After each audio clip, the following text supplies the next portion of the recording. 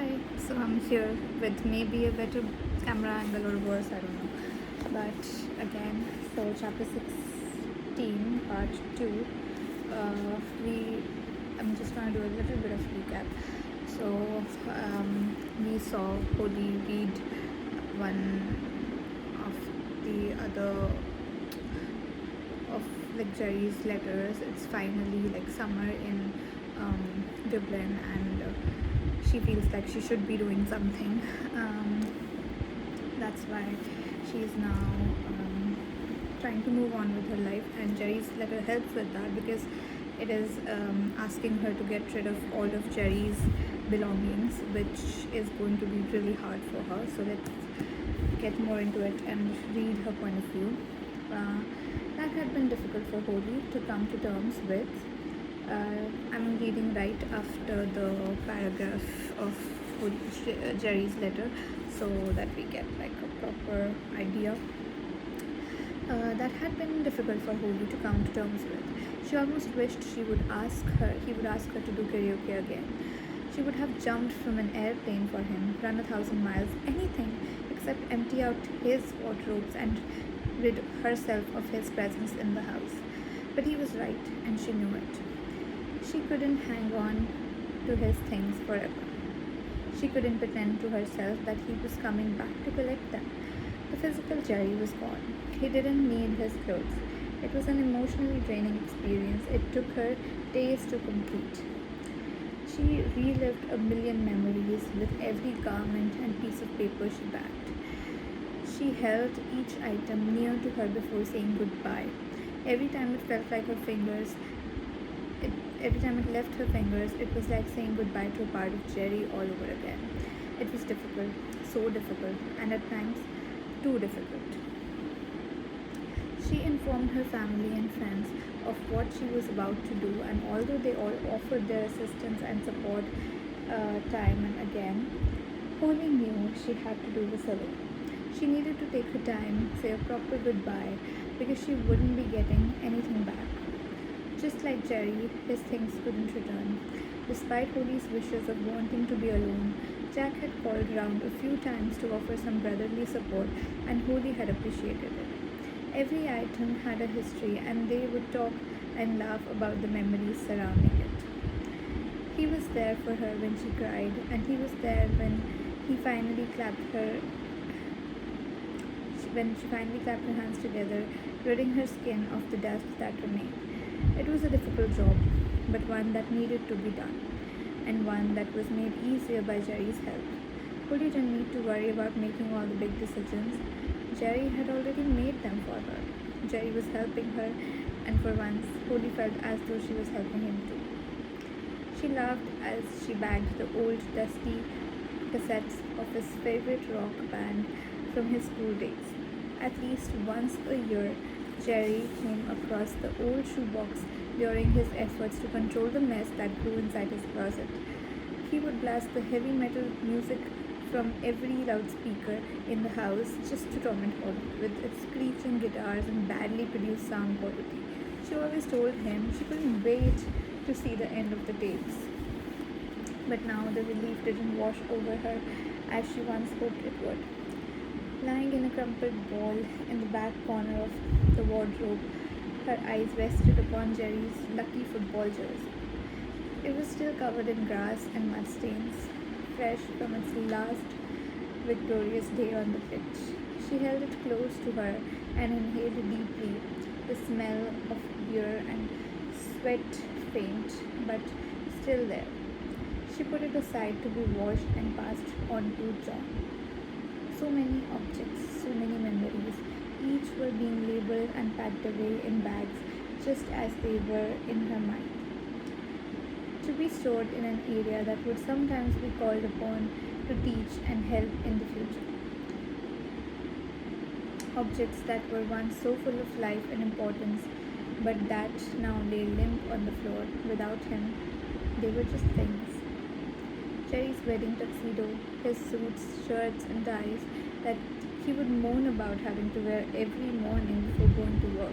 The fashions of the years gone by, the 80s shiny suits and shell tracksuits bundled away, a snorkel from their first time scuba diving, a shell that he picked up off the ocean floor 10 years ago.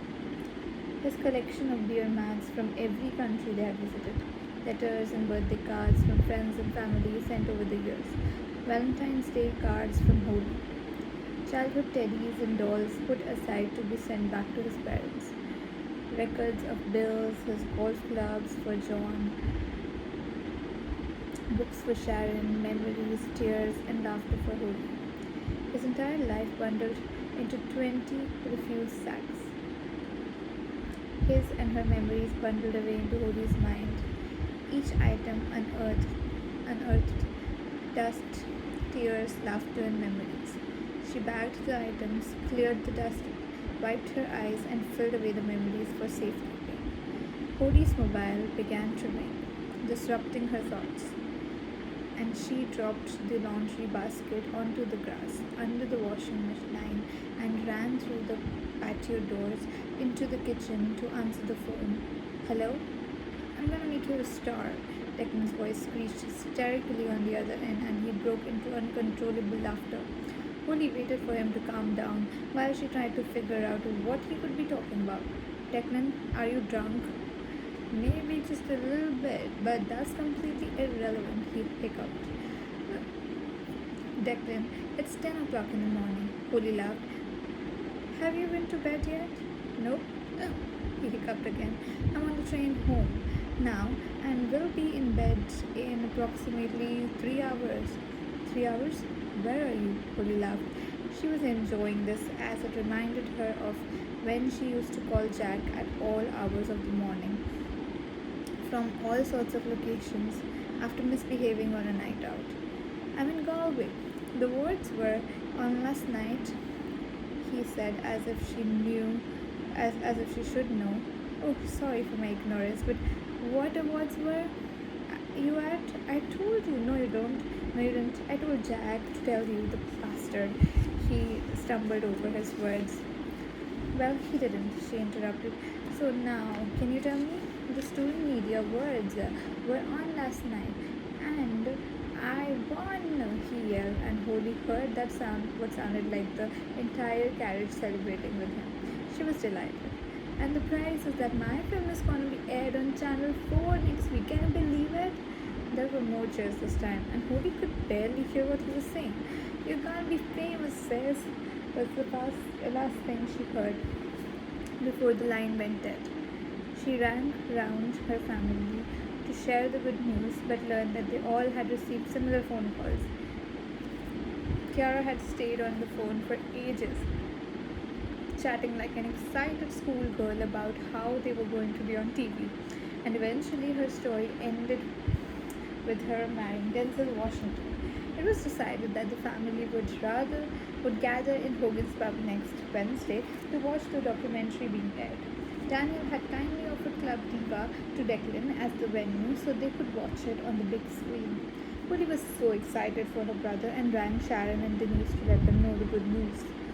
Oh, this is brilliant, Holly, Sharon whispered excitedly. Why are you whispering? Holly whispered back. Oh, old wrinkly face here decided it would be a great idea to ban us from accepting personal calls, mourned Sharon, referring to her boss. She says we spend more time chatting on the phone with friends than doing business, so she's been patrolling our desks all morning. I swear, I feel like I'm back at school again with the old hag keeping her eye on us. Suddenly she spoke up and became businesslike. May I take your details, please? Holly laughed. Is she there? Yes, absolutely, Sharon continued. Oh, well, I won't keep you very long then. The details are that we are all meeting in Hogan's on Wednesday night to watch it, so you're welcome to come. That's great. Okay, Sharon pretended to take her details. Brilliant. We'll have fun. Sharon, what will I wear? Brand new or second hand? No, I really can't afford anything new.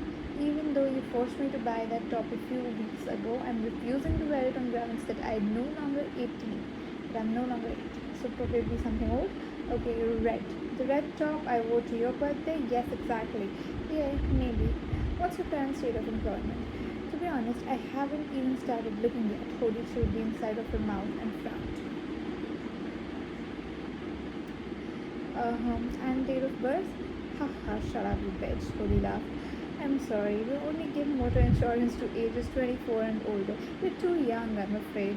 I wish. Okay, I'll speak to you later. Thank you for calling. Cody sat at the kitchen table wondering what she should wear next week. She wanted something new. She wanted to look sexy and gorgeous for a change. And she was sick of all her old clothes. Maybe Denise had something in her shop. She was about to call when she received a text message from Sharon. Hag right behind me. Talk to you later. XXX. Triple X. Cody picked up the phone and called Denise at work. Hello, casuals, answered a very polite Denise. Hello, casuals. Cody here. I know I'm not supposed to call you at work, but I just wanted to tell you that Declan's documentary won some student award thingy and it's going to be aired on Wednesday night. Oh, that's so cool, Holly. Are you going to be in it? Are we going to be in it? She asked excitedly. Yeah, I think so. So, we are all meeting up in Hogan's to watch it that night. You up for that? Of course, I can bring my new boyfriend too, she giggled. What new boyfriend? Tom, the karaoke guy? Holly asked in shock. Yeah, of course. Oh, Holly, I'm so in love. She giggled childishly again. In love? But you only met him a few weeks ago.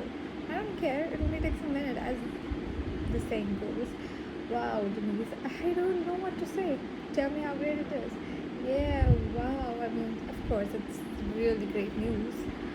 Oh, try not to sound too enthusiastic, Holly, she said sarcastically. Anyway, Anyway, I can't wait for you to meet him. You'll absolutely love him. Well, not as much as I do, but you certainly really, really like him. She rambled on about how great he was.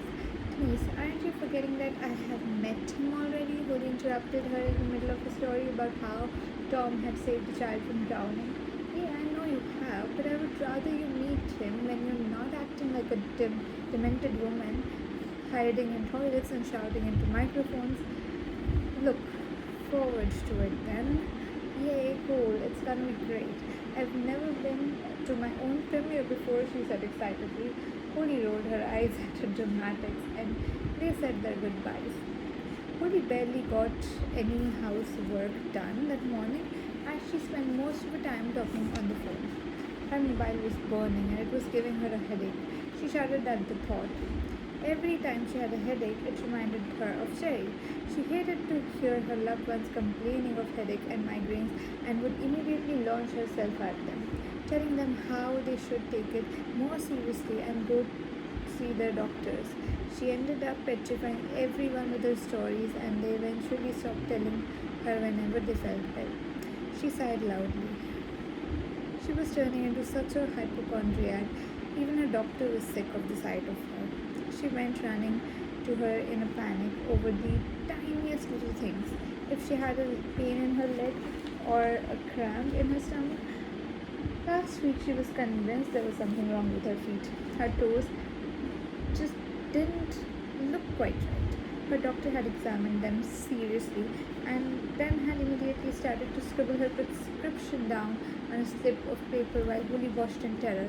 Eventually, she handed her the piece of paper and scrawled messily in that handwriting only doctors can perfect was, buy bigger shoes. It may have been funny, but it cost her €40.